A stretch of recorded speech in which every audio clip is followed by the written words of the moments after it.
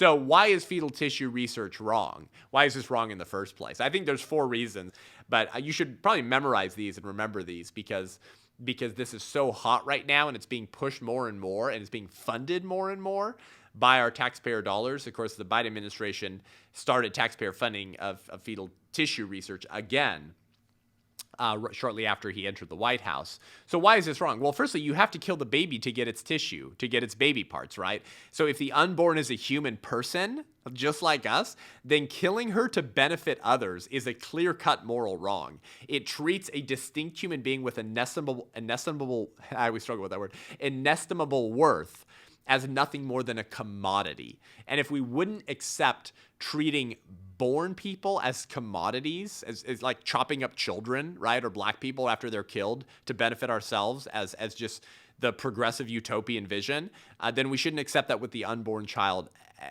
either, right? And of course, the only way that you're getting their tissue is you're killing them. You're murdering them through an abortion. That's how you got it, right? And so killing her to benefit others, that's might be one of the wrongest things you could do to a human being.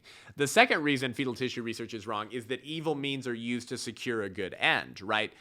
Accepting baby body parts obtained through an elective abortion makes you an accomplice to the crime after the fact, right? Because unlike adult organ donations, the death of the baby is intentionally caused. Right, the way you get an organ from an adult is either they're voluntarily letting themselves have it surgically removed, or they put on their license, if I'm killed in a car crash or an accident or whatever, right, you can use my organs, right? Well, that was an accidental death, right? Or it was the willing donation of an organ that someone doesn't need to live while they're still alive. That's not the same as intentionally murdering them to harvest their organs, which is what happens with an abortion, right? So evil means, abortion, are used to secure an allegedly good end. What's the good end? Science, experiments to improve our own lives. So obtaining those baby parts obtained through abortion makes you an accomplice to the crime after the fact. Here's a thought experiment for you, courtesy of Scott Klusendorf.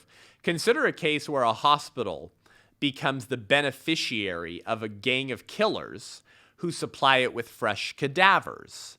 Don't worry, they're just using the dead human beings to perform experiments. Would you question the moral appropriateness of the hospital continuing cooperation with the suppliers? Of course you were, because the suppliers are gangs and they're killing innocent human beings, and then the hospital's benefiting from that. So they're an accomplice to the crime after the fact. By the way, German doctors who were convicted at Nuremberg at the trials, they passionately argued that they were only using the brains of Jews for the greater good. They claimed it was the SS troops who killed the Jews. Not us. We were the doctors. What are you talking about? We're experts. We're scientists. We didn't kill the Jews. We were just using their brains and their bodies to perform experiments. It was the SS troopers who did the killing, not us. Did the court at Nuremberg accept those arguments? No. In fact, these physicians believed they had a moral imperative to make good use of the bodies the SS troops supplied them with.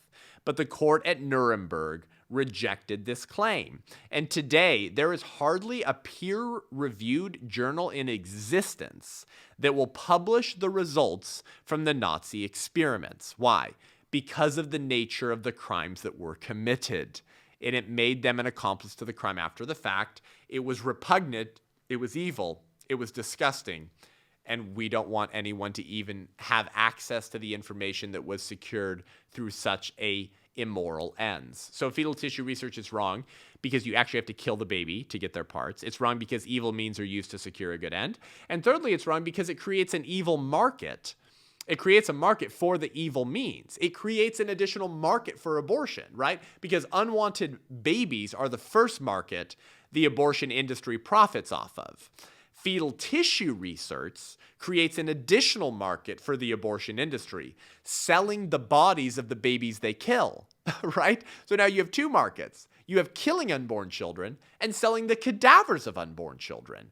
So fetal tissue research creates a market for the evil means, because how do you get the cadavers that you're selling or buying? you have to kill the baby first through abortion. So it creates a market. It creates a market for abortion. And this only grows, strengthens, and empowers the abortion industry, who are the practitioners of killing babies.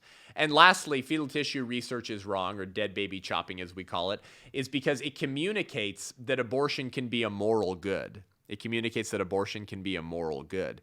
Because fetal tissue research, the popularity and prevalence of it, communicates to some women who are abortion-minded or abortion-vulnerable that killing their unborn child can redeem their desperate situation, right? Because they see, well, my baby can provide this redemptive aspect to me killing her, because then her body, which I paid to be killed, can be used to bring us into the progressive science utopian future. That somehow there will be some benefit, good benefit, fruit that will come from my murdered child, whose body can be used to find cures for diseases, right?